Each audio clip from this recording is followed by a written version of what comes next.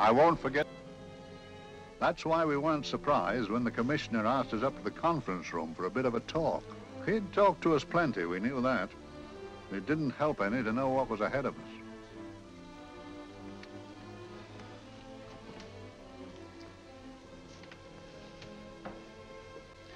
Must we have that window open, Gregson?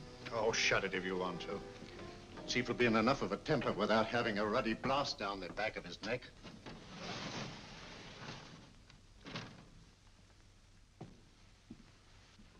Gentlemen, the commissioner. Stuffy in here. Be seated, won't you?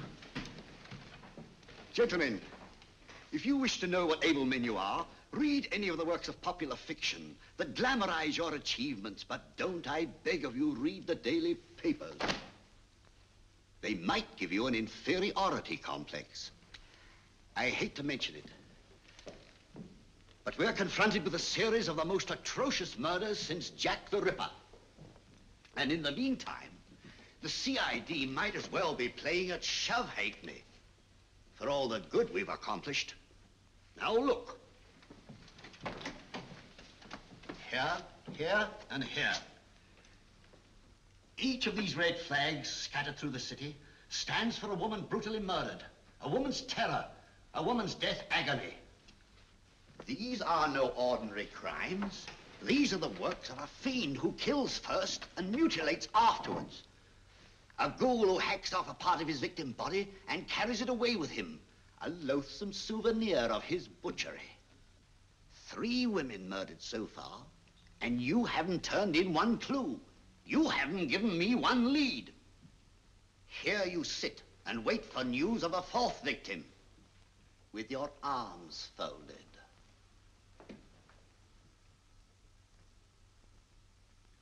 Well, we hadn't long to wait. It was down Lambeth Way where a young woman was hurrying home late last night. She saw something and stopped. It was a constable. He spoke to her and he walked along with her, just in case. He saw her go down the stairway to the basement lodging where she lived. We can only surmise what happened after that.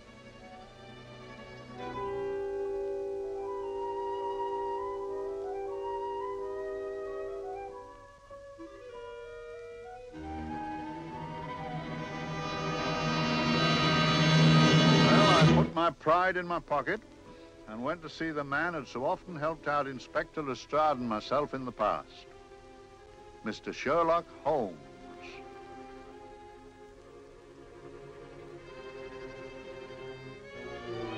If ever a man needed help, I did.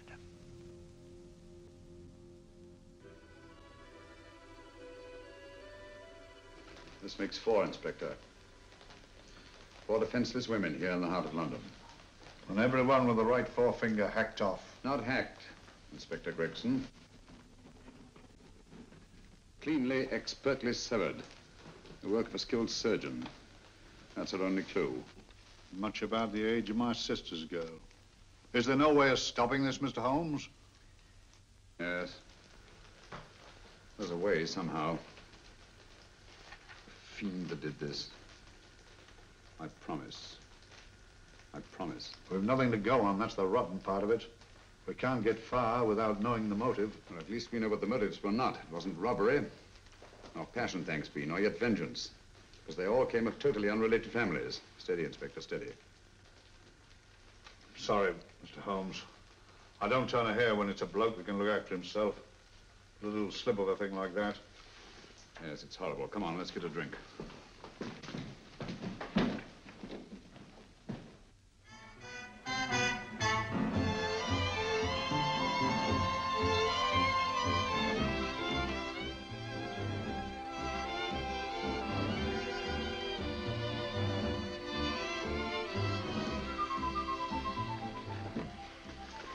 Good evening, Mr. Holmes. Good evening, Vincent. Whiskey and soda, please, and a double for my friend here, Inspector Gregson. Very good, sir. Make mine Irish. Decent of you to give me a hand with this thing, Mr. Holmes. Always a pleasure to be of help to Scotland Yard, Inspector. Little out of my line, looking for a maniac who murders just for the fun of it. Or perhaps just to get a human finger.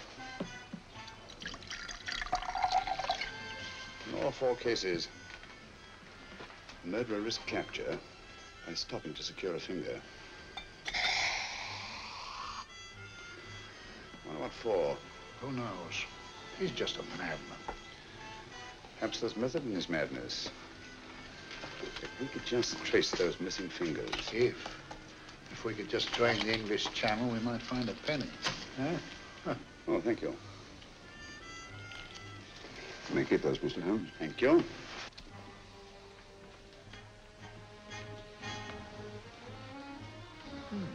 Sir George Fenwick, isn't it? Yes. Is that his daughter with him? Don't be so naive, Inspector. You know everyone, don't you, darling? Well, hardly. A week ago, I didn't know you. A week. How fast it's gone.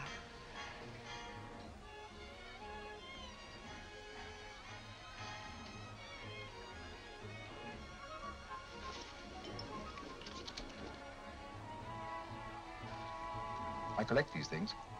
How very quaint of you. Shall we go? Yes.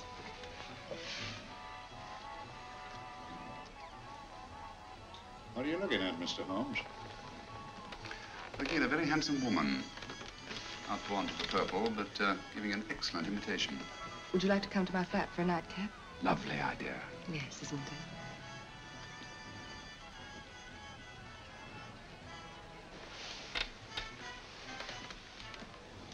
Wonder where she's taking Sir George Fenwick. Don't be so naive, Mr. Holmes.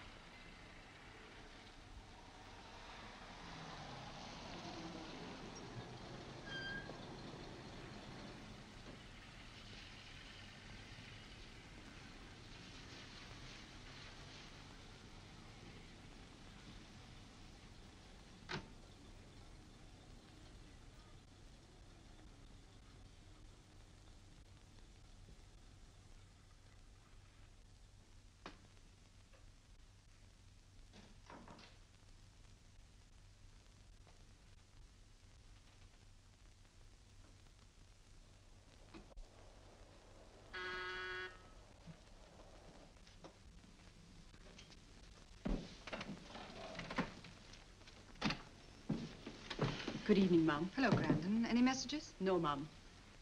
Thank you.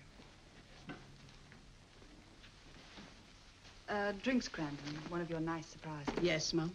I say, you don't mean that, Grandon's a marvel, aren't you, Grandon? Yes, Mum.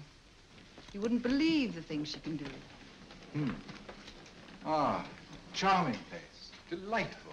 Really? Do you think so? I'm so glad. Do sit down. Do you mind? Do I mind? What a question. I don't mind anything, really. Except not being with you. Now, you really don't want me to believe that, do you? Not too seriously. Good. We're both quite grown up, aren't we? Quite.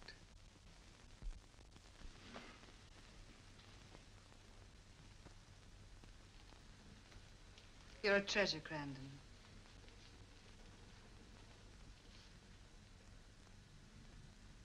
And lower the lights a little as you leave.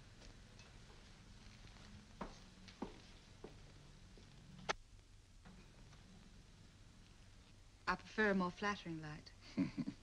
In any light, you'd be... Would I? And don't you know it? Perhaps I do.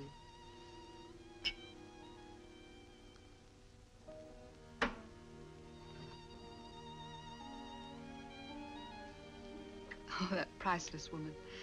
You wouldn't believe it, but she's absurdly romantic. She loves dreamy music, and she thinks that we... But we do, don't we? Do we? Well, it's rather soothing, restful. Yes. And we all need rest at times, like tired children who've played too long. You've played with wooden soldiers, I suppose. Funny. Hadn't thought of that for years. Toy boats were my special joy. Anything I could set afloat anywhere. Like this. And this? Toy boat sailing into the Never Never Land. The land of beautiful dreams. Look. Look, odd, isn't it, how the light is reflected? Little specks of light that move and move, like stars on a slowly moving stream. You know, Holmes, I'm very sensitive to atmosphere. No? Yes, I can tell by the feel of this room there's been a murder committed here. It may interest you to know, my dear fellow, it was the other side of that door at the foot of the stairs that the poor girl was murdered. If only I could find it. Find what? The one thing these unfortunate victims have in common that might give us a motive for these murders. There must be something. Another Jack the Ripper, if you ask me, a homicidal maniac. No, Watson. In the case of Jack the Ripper, there was one thing in common. His victims were all from one walk of life, living in the same section of the city. In this case, the murderer chooses his victims from all walks of life and from different sections of the city. No, my dear fellow, this is not the work of a homicidal maniac. It's something infinitely more sinister. You mean the creeps? What on earth are you talking about? Watson, I'm convinced that these murders are only incidental to some larger and more diabolical scheme. That may be, but why the severed fingers? The answer to that question, my dear fellow, is our only hope of solving these mysteries. Dear sister, I am so happy. I had such a lovely holiday at Brighton with you and Alf. And I'm looking forward to being with you again. Poor little thing. Sort of raises a lump in your throat. I can picture her sitting here happily writing this letter. And I'm not bit realizing that she's shortly going to her death. Hello? Gregson. Oh, there you are, Mr. Holmes. I've been looking for you everywhere. What's happened? Murder in Edgware Road, not half an hour ago. Woman? Yes. And the right forefinger cut off clean.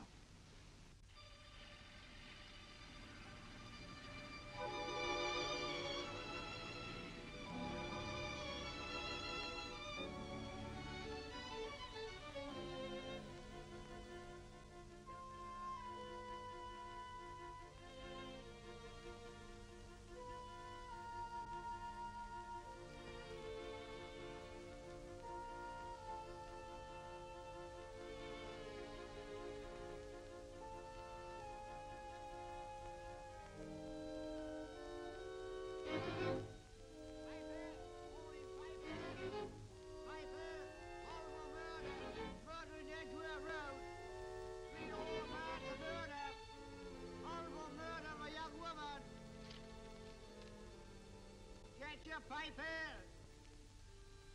Horrible murder, Piper! All about the murder! Morning, Piper! All about the murder! Piper! Horrible murder! Another young woman found murdered, Piper, sir! Horrible murder, Piper! Piper! Read all about it! Get your Piper! Murder in Edgware Road! Horrible finger murder. Shocking murder. Murder in Edgware Road. Horrible murder of a young woman. Read all about the murder.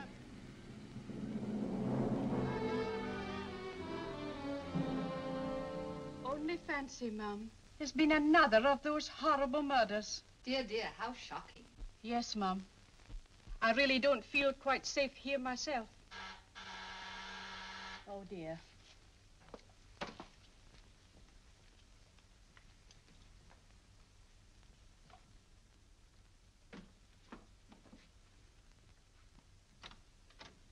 Why, Sir George! I must see Miss Marlowe at once. I don't know if she... I must see her. Where is she? Lydia. Why, Sir George, what is it? What happened? I don't know. You'll have to help me. You've got to help me. But I don't understand. Listen, I woke up a few minutes ago in a cheap boarding house off Edgware Road. I don't know how I came there. I don't know when. The last thing I remember is being here with you. Calm yourself, Sir George. When did I leave here? Well, it was about, It was 10:45, Mum. Precisely. You seemed, forgive me, just a little distressed. Detached, not interested. I thought I'd said something to offend you. I don't remember.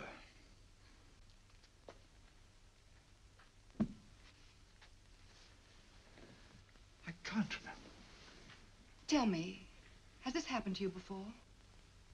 Before? Well, there is such a thing as amnesia, you know. If it was 10:45 when I left you, it was 9 this morning when I woke. Over 10 hours lost. 10 hours that I can't account for. And in my pocket when I woke, I found... Yeah, in my pocket. That isn't... Oh, it's not for you, of course. It can't be.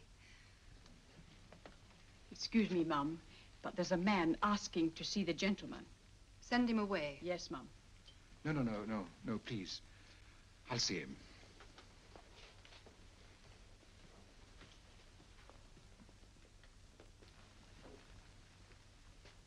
Well?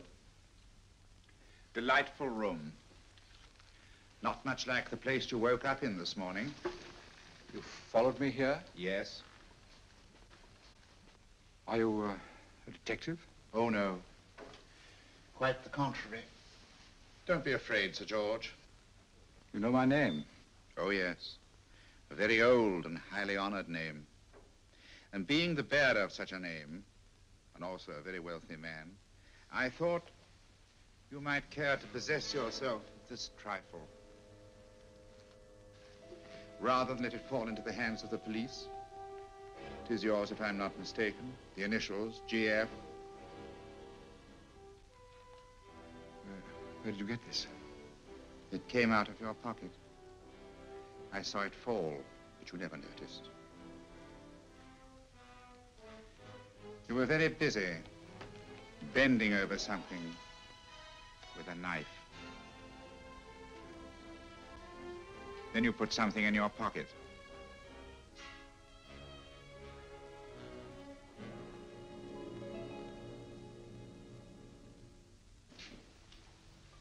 Come along, Holmes, come along, come along. How many more times must I tell you? You're missing a treat. This is delicious. Little jam tarts to follow.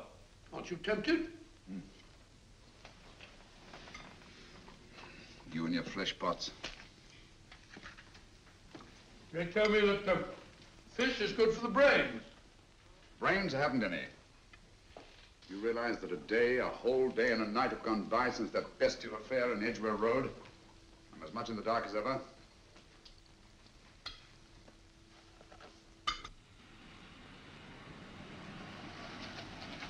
Hello, here comes a client, unless I'm very much mistaken.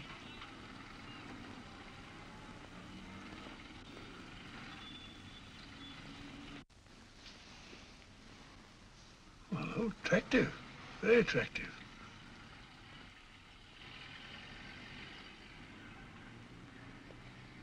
Obviously, she left home under the stress of some very great emotion. How do you know that? She isn't wearing any gloves. A startling omission in a young lady of fashion. No, she didn't put her coat on. Open car, too.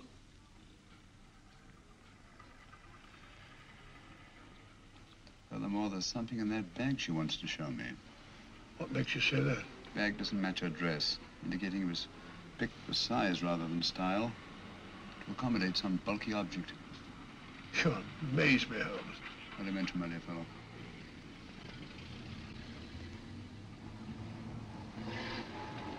Well, that's interesting. What is? A cab, turning at the empty house. I wonder why he followed her here. Oh, wouldn't you? Quite possibly with glasses.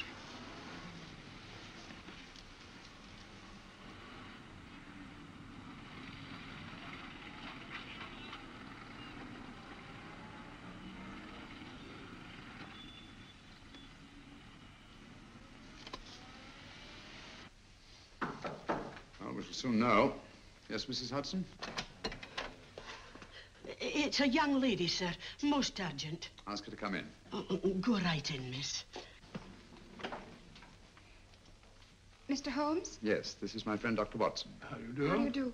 Mr. Holmes, you must excuse me, please. Yes, well, won't you sit down? Come along. May I? It's quite all right. Thank you.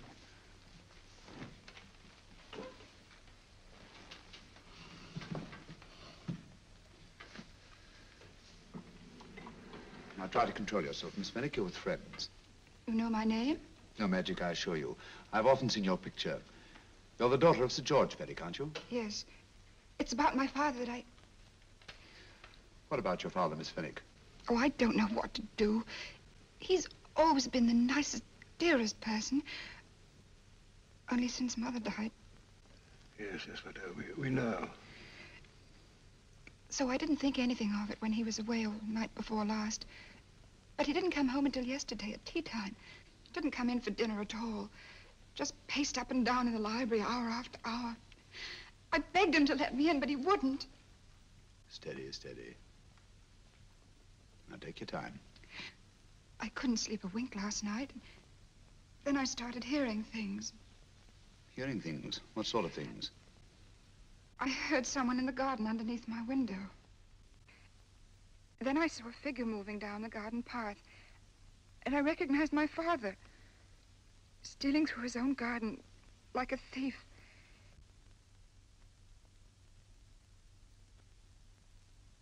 He had a spade in his hand. And he stopped by the greenhouse where he started to dig. This morning, at daybreak, I stole out into the garden and found this.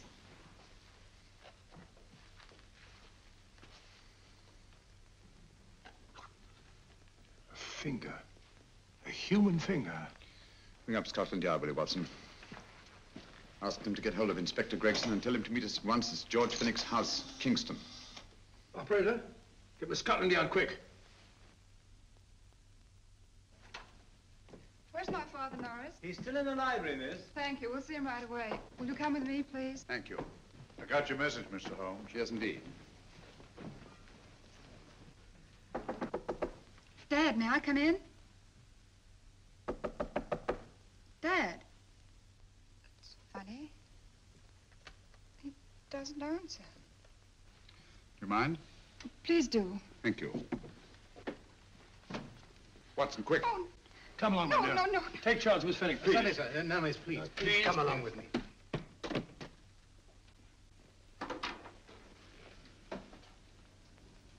Dead? Yes. What do you make of it, Doctor? Shot in the back, between the second and third ribs. The bullet undoubtedly penetrated the heart. Look at the powder marks on his coat. I was afraid of this. What do you mean? Don't you remember the man in the cab who followed Miss Fenwick to Baker Street? Well, you don't think he had anything to do with it, do you? I think it's reasonable to assume that he tipped off someone that I'd been sent for. Sir George has obviously been murdered to keep him from telling me what he knew. What was the weapon used? Small caliber revolver, point blank range by the look of the wound. The murderer came in through those French windows. The mud from the garden he brought in on his boots. Sir George must have surprised the intruder. Crossed the room to him here. What follows we can't tell. But from the location of the wound, I'd say that he turned his back for a moment, and as he turned, the muzzle of the revolver was placed between his ribs and one muffled shot fired. And you mean to say he kept on going, even after he was shot? There's no doubt about it. Look there. The trail of blood leads us back to the desk. Something Sir George was after. Something. I know. He was trying to summon help, poor chap. I don't think so, Watson. There's the bell pull by the fireplace. No, you'll notice from the trail of blood that Sir George made straight for this desk here. I wonder, there was something he was desperately anxious to get. Hello. His right hand's clenched. That's perfectly natural. Death agony. But the left hand lies open. Why only one hand clenched in the death agony? The right hand, the hand nearest the desk. Please note that. If Sir George took something off this desk, something so important that he spilled his last drop of blood to get it, I want to know what it is.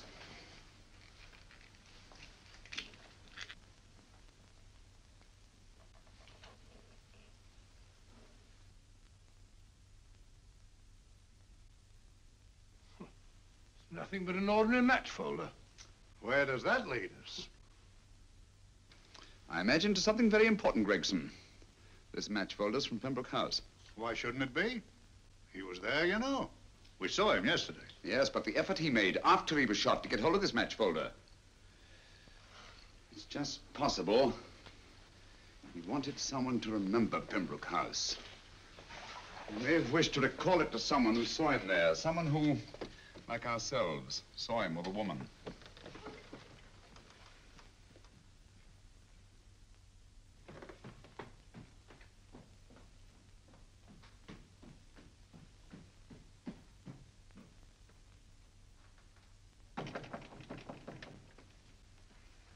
Come in. Oh, Dr. Watson, this came by hand for Mr. Holmes not 10 minutes ago. Thank you, Mrs. Hudson. That would be the report from Mr. George's bank. Report from Sir George. Oh, really? Don't you remember his daughter told us that he'd just closed his account? Had it looked into at once.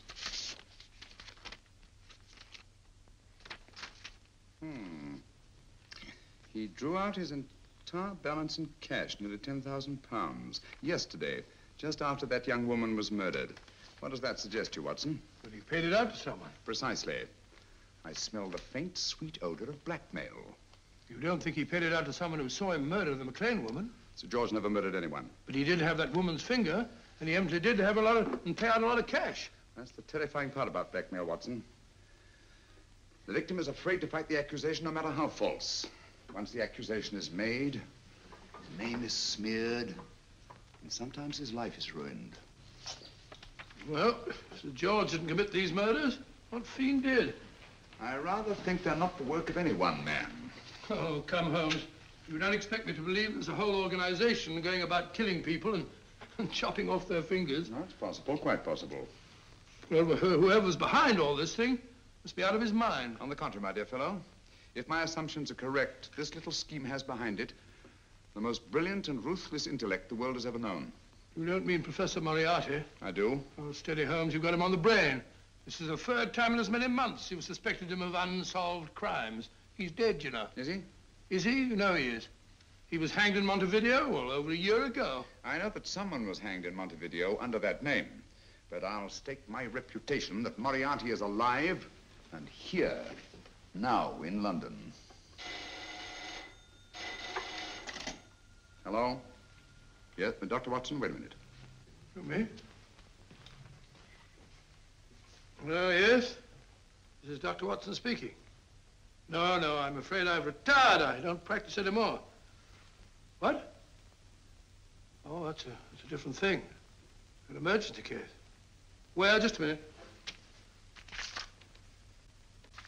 Yes? Yes, well, see that she's not moved. Remember that? Don't touch her till I get there. Fractured case in McCardle's Mews. Heavy woman. 14 stone. Oh.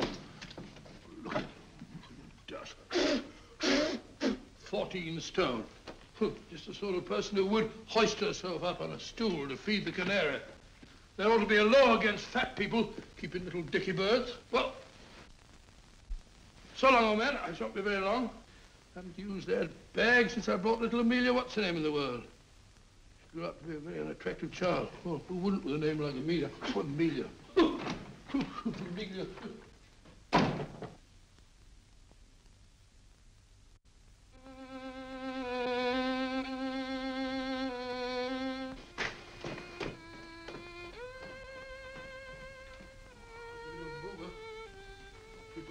Stupid about accidents.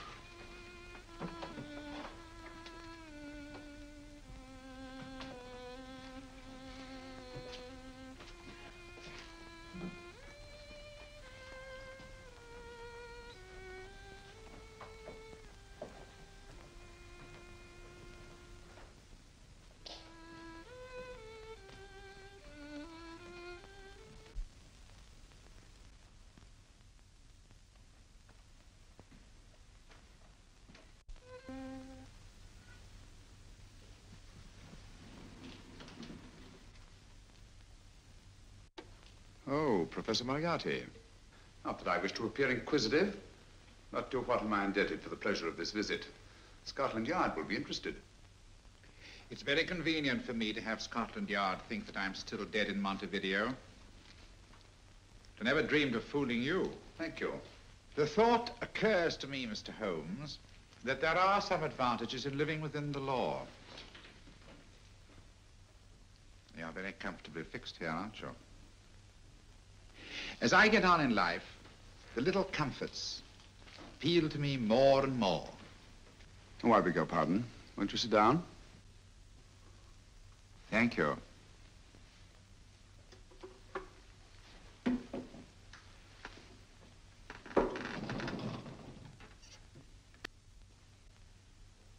No, not a shred. But I have you. I could turn you over to the police here and now. You could. But if you did, you'd never see Dr. Watson again. Oh, the telephone call. Quite. I rather assumed you had taken some such precaution. Or I should have snatched up a revolver and indulged in a fit of heroics when you came in. Very smart, aren't you? Not smart enough. Or I should have anticipated you. But if any harm comes to Dr. Watson, I shall seek you out. I shall not rest until I find you, and when I do... No harm will come to Dr. Watson this time. But I can't answer for the future. Mr. Holmes, I should strongly advise you to drop this case. Don't be silly. Think it over. We've had many encounters in the past. You hope to place me on the gallows. I tell you I shall never stand upon the gallows. But if you are instrumental in any way in bringing about my destruction, you will not be alive to enjoy your satisfaction. And we shall walk together through the gates of eternity, hand in hand. What a charming picture that would make. Yes, wouldn't it? You know, I really think it might be worth it.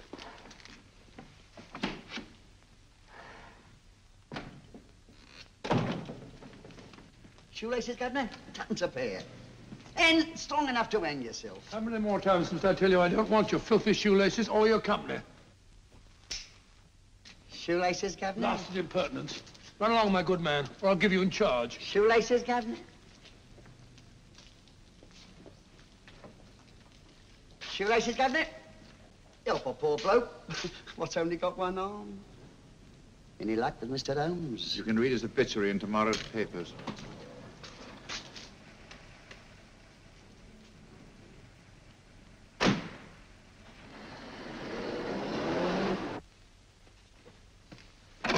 Oh, there you are, Watson. Come in. I was, just going out to look for you. Look for me what for? Suppose you don't think I know my way about. Well, you're right, I don't. Blast all practical jokers anyhow. Know where I've been? On a wild goose chase. Exactly. There's no such number in McCardle's Muse. Some fool's idea of a joke. Did you see anyone? No, nobody especially. Only a whining old idiot selling bootlaces. Persistent beggar, wasn't he? Stuck to you like grim death. Huh? How do you know? And finally left you for someone who looked like better pickings. Someone, my dear Watson, was Professor Moriarty himself. What? He's just called on me.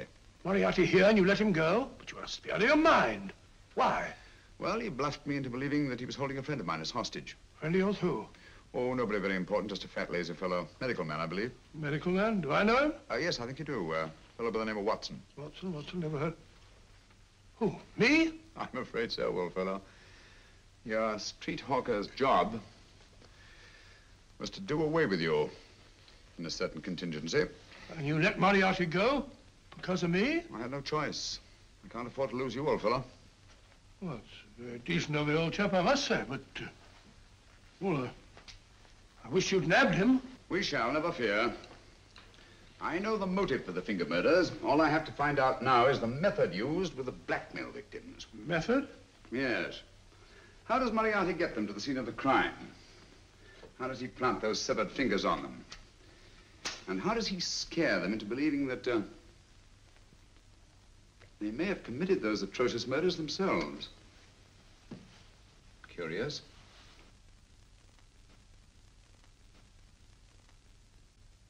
Very curious. Huh? Curious? What's curious? That window in the empty house across the street. First floor front. Huh? What's wrong with it? It's open. Why shouldn't it be open?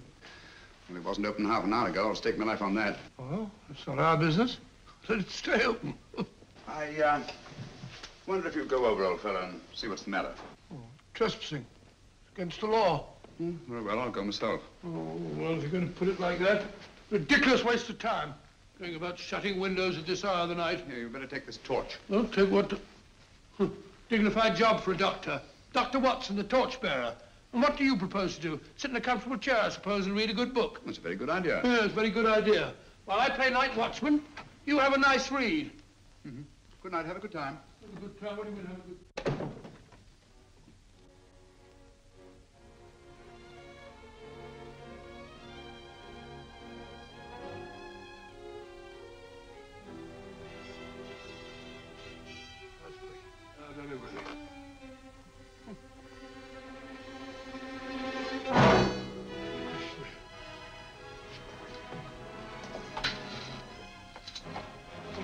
For?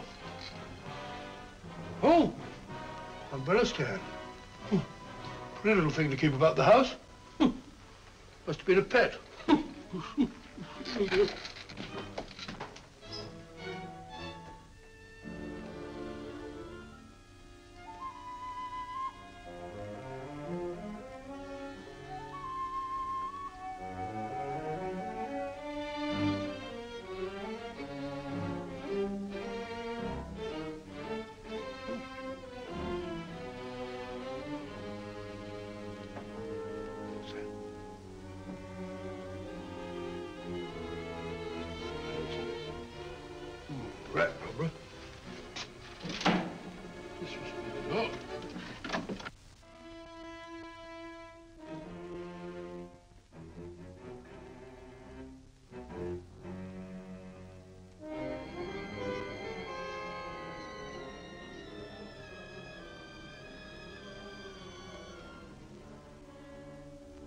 He sits comfortably reading a book.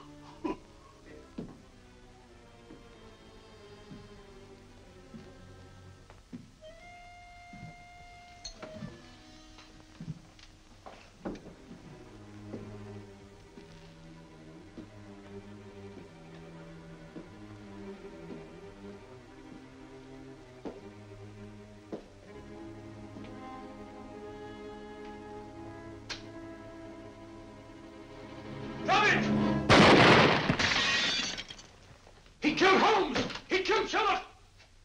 Watson. You? But I saw him shoot you a second ago. Not me, my dear fellow. Merely the bust of Julius Caesar. Incidentally, you may have noticed that all through the ages, prominent men have prominent noses. Oh, I'm afraid we're in for terrible trouble again with Mrs. Hudson. Window smashed, plaster all over the floor. Get up, you.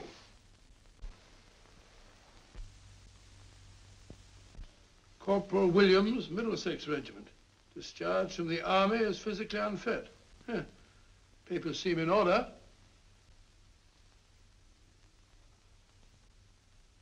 Now, Corporal Williams, you've seen service in the Far East, haven't you? The East? I thought so. Look at his complexion, Watson. Yellow as saffron. He's been taking atabrine. Cure for malaria. Sniper, aren't you? Sniper? Hmm. Why did you try to kill me? I had to kill him. I had to. Oh, snap out of it. Stop it, Watson. He's shamming. No, he isn't. Who told you to kill me? She told me. She told you? She told me I couldn't miss. Well, luckily you did miss, you murderer. He isn't a murderer, Watson. Listen, Corporal Williams. She told you you had to do it, didn't she? I had to do it. I've got it, Watson, I've got it. Got what? The method used in the finger murders. Well, what is it? Hypnotism, my dear fellow, hypnotism.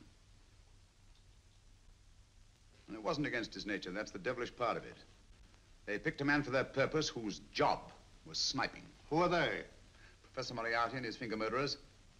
Williams spoke of a woman. I think you'll find that she asked him home tonight for a drink. Nice quiet rooms, soft lights, music. You got it all pat, Mr. Holmes.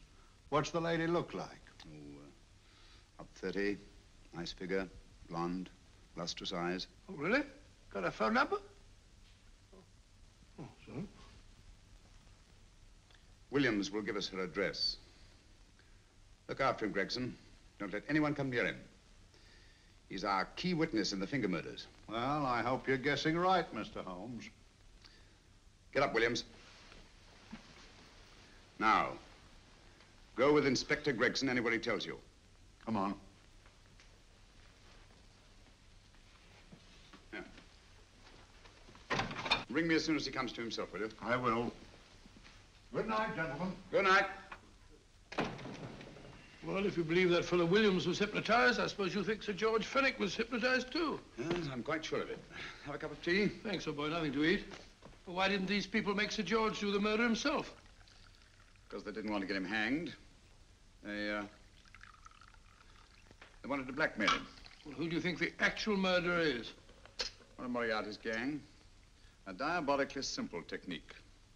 Kill a woman. Yes, but why cut off the fingers? My dear fellow, don't you understand? The severed finger is what links the blackmail victim to the murder. He wakes, finds the grisly thing in his pocket. He doesn't know how it got there. He's no idea that he's been hypnotized. For all he knows, he may have committed the atrocious crime during some dreadful lapse of sanity. In that state, when he's utterly demoralized, the blackmailers take over. Is that it? Undoubtedly. You see, they swear that they saw him commit the murder. And being human, the victim will pay anything rather than stand trial on a charge that will make his very name loathsome.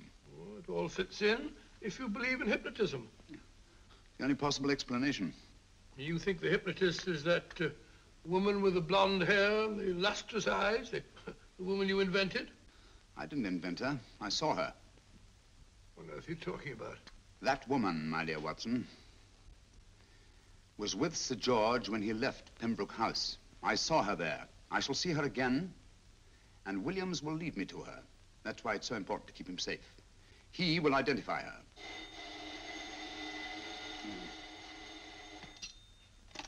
Hello? Yes? Inspector Gregson? What? I'll get every constable in the district. Yes, I'll be over at once. What's happened, Holmes? Williams is missing. Great Scott! Come on.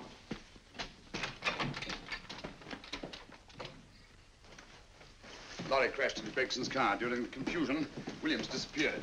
Escaped, eh? No, kidnapped. To keep him from talking when he came to. You don't think that Moriarty... Moriarty? Anything is possible.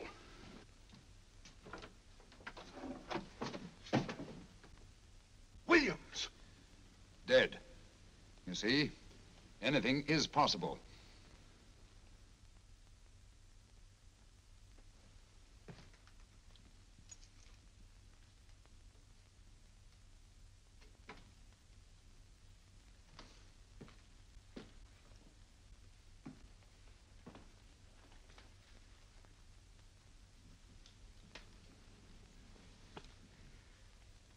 Oh, good morning, Professor Moriarty. You startled me. I'm dressing another dolly, a dear little nurse. Is there anything wrong with your finger? Just a splinter. Nasty thing, splinters. Most trying. One can't be too careful, but I'll get it out for you. I have the very instrument to help you. Sharp enough to split a hair. Put those tools away until they're needed. But they're not tools, sir. They're instruments. Put them away. Is Lydia in? Yes. But really, you should let me. Get dressed. Holmes and Watson just left Baker Street for the Mesmer Club. Mesmer Club? The meeting place of all the top hypnotists in London. Do you suppose that Mr. Holmes is onto our method? If he suspects, it's merely a suspicion. It's our business to see that it ends there. I hope you're right. Williams passed away before he could talk, remember? What do you want me to do? Go to the Mesmer Club, meet Holmes, and induce him to come back here. Isn't that a bit dangerous? Every meeting with Sherlock Holmes is potentially dangerous. However, you say he didn't see your face at Pembroke House. And how would you suggest I get Mr. Holmes to accompany me here? Kidnap him? Oh, no. Holmes has one weakness, his insatiable curiosity. If you can arouse that, you can lead him anywhere. It's up to you to take advantage of any opportunity that may arise. This way, please, gentlemen. I'll tell Dr. Onslow that you're here. Thank you. And this is the Mesmer Club. If you ask me, hypnotism is a lot of mumbo-jumbo. Oh, come now, Watson. As a medical man, you must admit that hypnotism has its place in modern science. That may be, but 90% of hypnotists are crooks of the worst kind. Nothing more than a lot of charlatans exploiting weak-willed morons. Ah, Dr. Onslow, I believe. Happy to meet you, Mr. Holmes. Your brother Mycroft suggested I might be of help to you. He's a valued member of our little group of charlatans and crooks. Oh, beg your pardon, sir. I didn't know you were listening. Behind the curtain. My friend, Dr. Watson. Oh, delighted. How do you do? I wonder now. You see, we're in the midst of a little experimental session at this very moment. If you'd care to join us. Oh, certainly, certainly. That'd be very instructive. Oh, well, will you follow me? Thank you. Why should I know then what behind the blasted curtain? In treating his patients. But today, the therapeutic value of hypnotism, as we now call it, is conceded by innumerable physicians.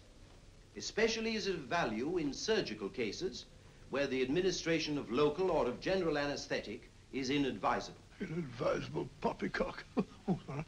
For the sake of latecomers, I may say that I have placed this subject under profound hypnosis. In this condition, he can feel no pain, even under applications which normally would be excruciating. Excruciating? You excuse me, please. Carter, you are having a peaceful sleep. You feel nothing. Your arms and your hands are without sensation. Mowbray, the long needle.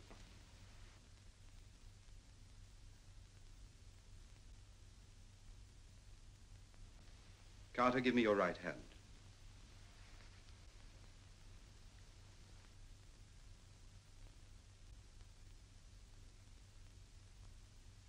As you observe, the needle has been thrust completely through the subject's hand. No feeling, no pain.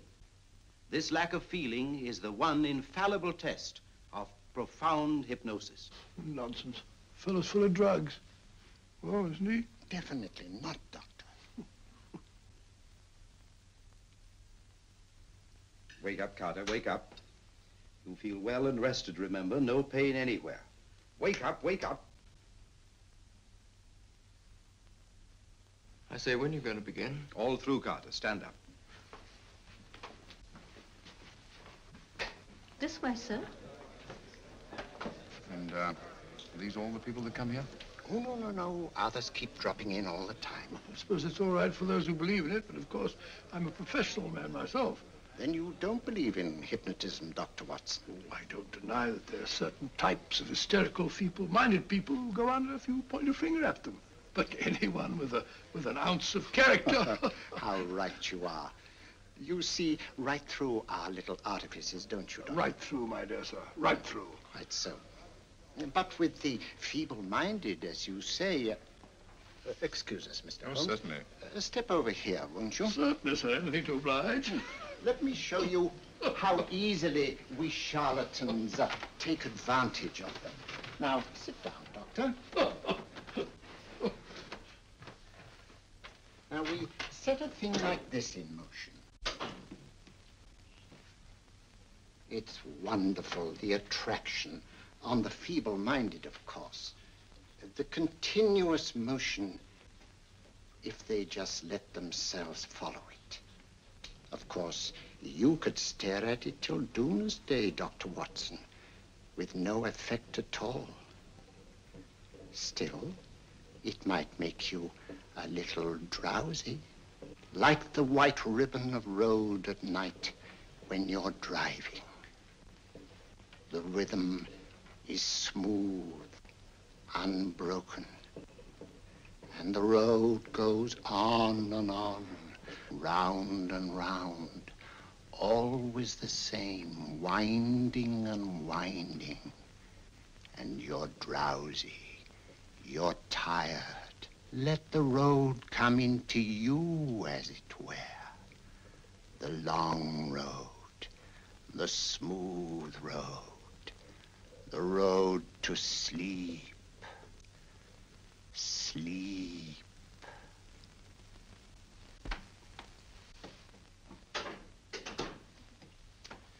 Open your eyes. Stand up. Turn around.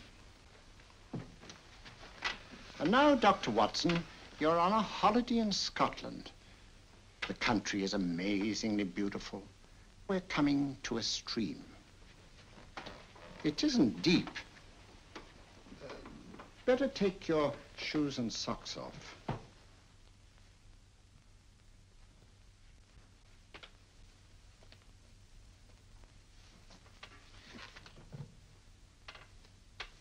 Roll up your trouser.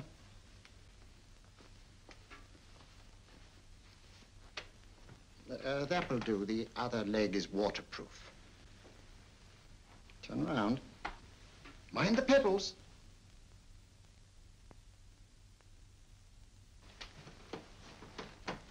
Sit down.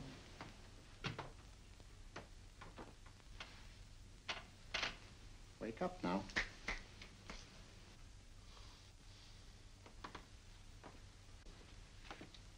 I see. What I tell you, it didn't work with me. Why, nobody with an ounce of character.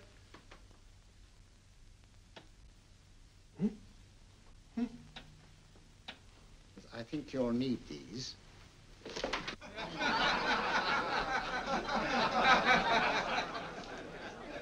Something to laugh at? Watson, she's here. Oh, the woman you're looking for? Yes, I'm going to meet her. Perhaps I can induce her to take me to Moriarty. Do you think it's wise, Holmes? May not be wise, but it's essential. After all, I've held me on with Moriarty in the past. But isn't it dangerous? She might be a hypnotist. If my will isn't stronger than hers, I deserve to be hypnotized. I feel I must protest, Dr. Onslow. I was told this was a gathering of serious students of a great science, and I find myself in a company of buffoons. Oh, my dear madam. Elliott's and Esdale Braid. Were those men martyrs for the truth? That you may laugh over your childish, cruel tricks? I must say I'm in complete agreement with you, madam. This was most unnecessary performance, Dr. Onslow. Beg your pardon, sir. My name is Holmes, Sherlock Holmes. At your service, madam. Thank you, Mr. Holmes. I'm afraid I've created a rather embarrassing situation. But you see, I'm interested in the serious study of hypnotism. So am I, too. Perhaps we have something in common, Mr. Holmes. Perhaps we have. Would you join me for a cocktail at Pembroke House? I should be delighted. Good.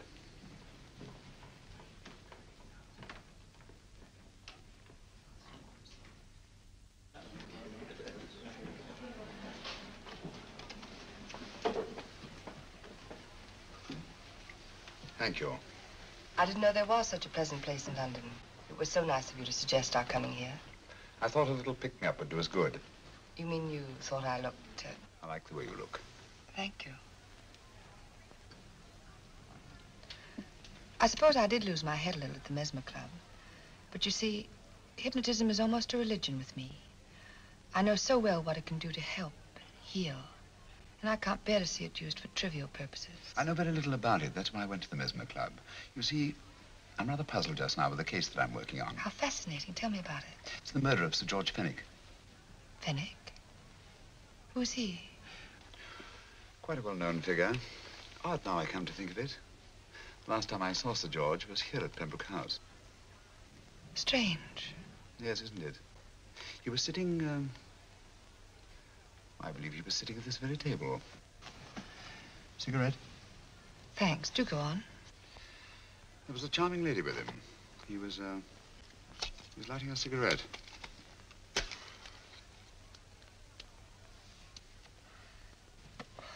Charming. Did you see her face? No worse like. Merely her back. How unenterprising of you. Yes, wasn't it? Afraid I'm getting a little older. I shouldn't say so. That's nice of you. Still, the first time in my life, I've got hold of a case that's beyond me. I'm actually losing sleep over it. You know, Mr. Holmes, I believe I could help you. Really? I should be very grateful. You're amused.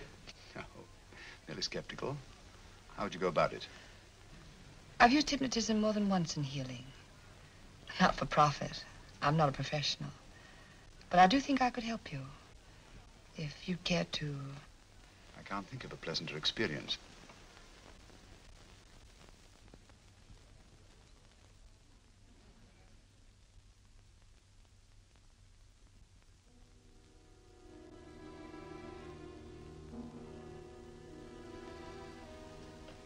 Low lights, music, is that all there is to it? You must relax, Mr. Holmes. I'm afraid you're a rather difficult subject. So I thought perhaps a little help. Materia medica might be advisable. Drugs?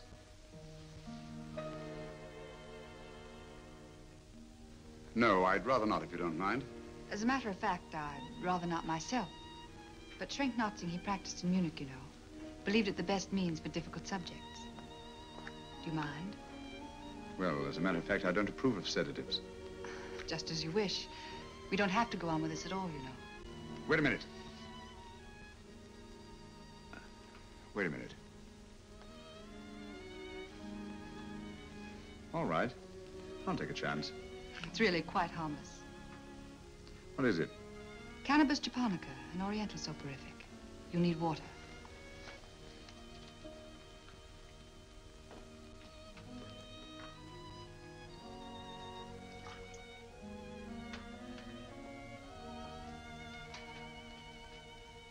Thank you. Now sit down, Mr. Holmes. You'll feel yourself growing drowsy. Don't fight it. Give in to it. Because you do want to sleep, you know. Just fix your eyes on this one white flower floating on the water. Empty your mind of every other thought.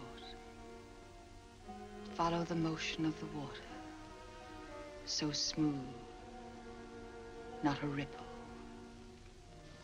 Waters of forgetfulness. Steady, deep, strong. Strange, isn't it? How the light is reflected. Little specks of light that move and move.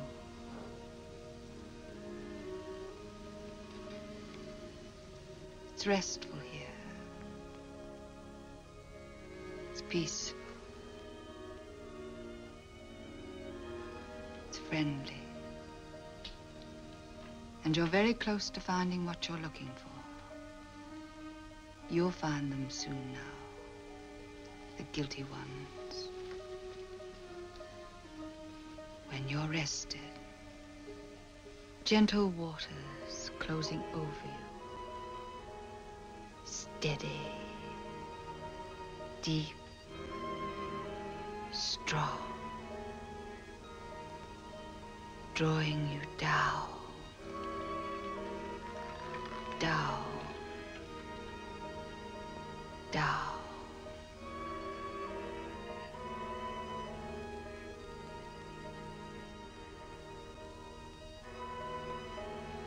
Sleep. Sleep. Sleep.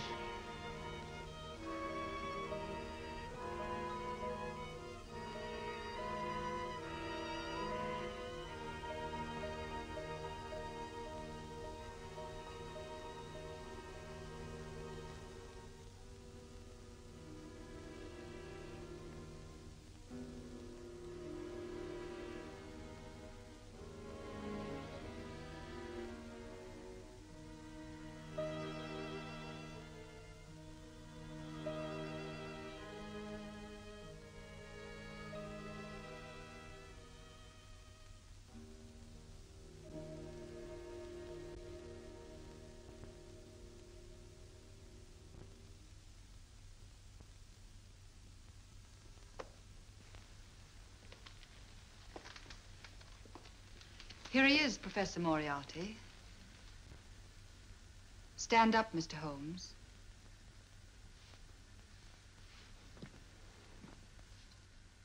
Open your eyes. Face this way. Are you satisfied? We are dealing with a clever man. He may be shamming. There's just one infallible test for profound hypnosis. You ready, Dr. Simnel?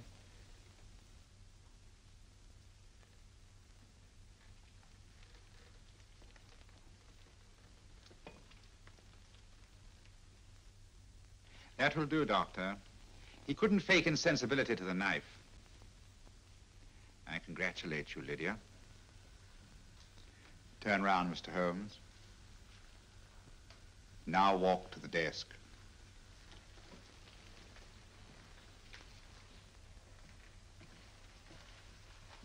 Sit down. Take that pen and write what I tell you to write. I have at last found a case which I cannot solve.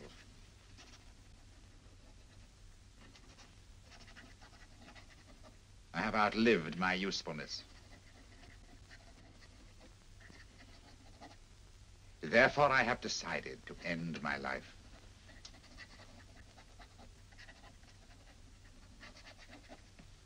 Sign your name. Now blot it.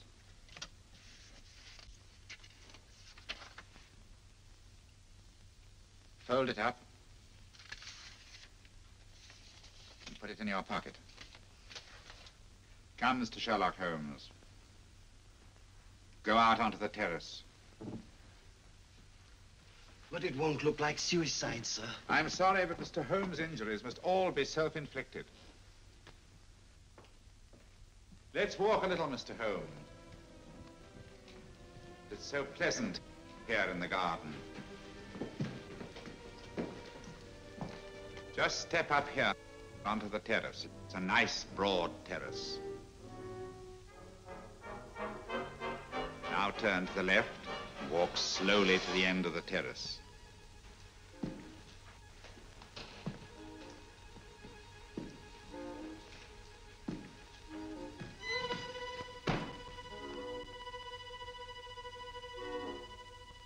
Don't stop. You must walk to the end, you know.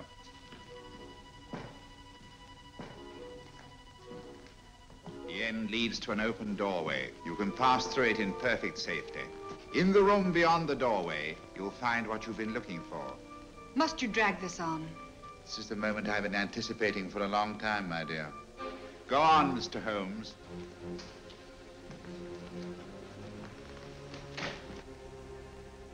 Through the open doorway, you will find the man responsible for the finger murders and the death of Sir George Fenwick. Professor Moriarty. Holmes! Stand still.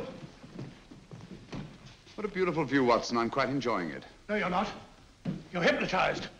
You're under a spell. Stand still. Don't move. Steady, Holmes. Steady does it. Stand perfectly still where you are. Nonsense, Watson. You don't know what you're doing. Of course I know what I'm doing. You mean you're not hypnotized? Certainly not. Then get off the wall, you idiot. Oh, look out! Holmes! Oh, Dear fellow. What were you doing up there? Holding the fort until you arrived. What kept you? Well, I ran into a spot of trouble on my way to Scotland Yard. I was arrested for exceeding the speed limit. Your luck seems to hold, Mr. Holmes. I'd hardly call it luck, Professor. You see, I substituted a drug of my own for the one that this dear lady pressed on me. You are clever, aren't you?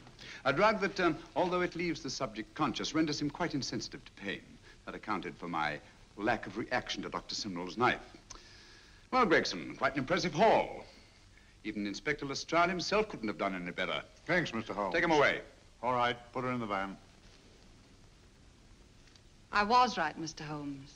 You are a difficult subject. Thank you. And now, Professor, our score is settled. Au revoir until I see you on the gallows. The rope has not been made that'll go around my neck. Come on.